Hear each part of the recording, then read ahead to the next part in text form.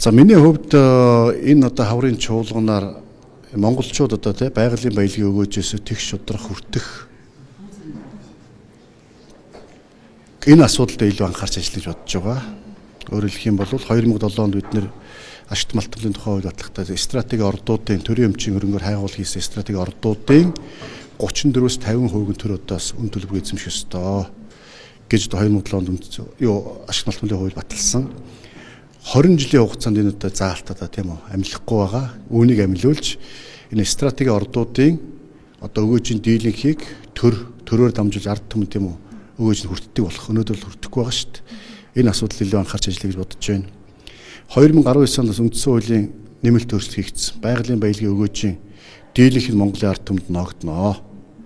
За мөн одоос өгөөжийг тийм үү өнөөдөр амьдарч байгаа иргэд болон ирээдүйд амьдрах иргэдэд тэгш шудрах хүртээнэ гэж үндсэн хуулийн нэмэлт өөрчлөлт хийсэн. Энэ хүмүүст үндэсний баялагын сан байгуулсан. Тийм болохоор одоо ирээдүйн өв санд 65% хадгалдаг биш. Өнөөдөр амьдарч байгаа иргэдтэй 33% нь одоо тийм үү энэ байгалийн баялагын өгөөжөөс хүртээ. 33%-ийг нь ирээдүйд амьдрах иргэдэд хадгалъя. 34%-ийг нь одоо хөгжлийн санд хуваарлж, хөгжлийн сангаараа дамжуулж, хөгжлийн одоо мега төслүүд энэ эрчим хүчтэд үтсийн асуудлыг шийдэх зарцуулъя. Ийм байдлаар өөрчлөлт хийвэл яасан бэ гэдэг асуудалд илүү анхаарч ажиллана энэ хаврын чуулганаар. За одоо бид нар чинь нэлээд олон хуулиудын төслүүд явж байгаа.